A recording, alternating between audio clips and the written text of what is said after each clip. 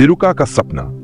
गांव की संकरी गलियों में तिरुका नाम का एक बूढ़ा भिखारी घूमता रहता था। उसकी झुकी हुई कमर, मैले कुचैले कपड़े और हाथ में एक पुराना कटोरा उसकी गरीबी की कहानी बयां करते थे। सुबह से शाम तक वह गांव के मंदिर, बाजार और चौपाल में भीख मांगता और जो कुछ भी मिलता उसी से पेट भरता। लेकिन उसकी आंखों में एक अजीब सी चमक थी, मानो वह किसी और दुनिया में जी रहा हो। उस दिन भी वह मंदिर के पास भीख मांगकर थक गया था। शाम ढल चुकी थी और ठंडी हवा चल रही थी।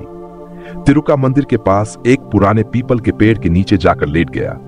उसकी आंखें धीरे धीरे बंद हो गई और वह गहरी नींद में डूब गया। तिरुका ने खुद को एक राजमहल में पाया। वह अब एक साधारण भिखारी नहीं, बल्कि एक शक्तिशाली राजा था। उसने सोने का मुकुट पहना था, रेशमी वस्त्रों से सजा था और एक विशाल सिंहासन पर बैठा था।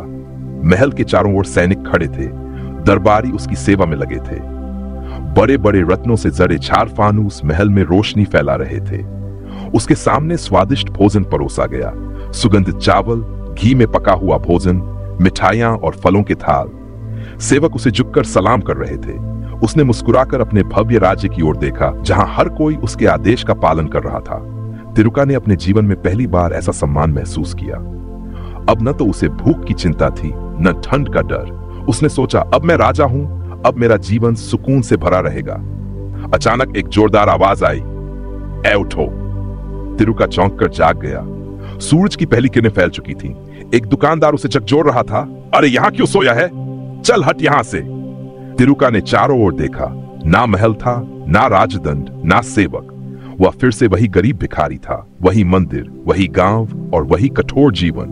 वह उठा, अपना कटोरा उठाया और धीमे कदमों से फिर से सड़कों पर चल पड़ा।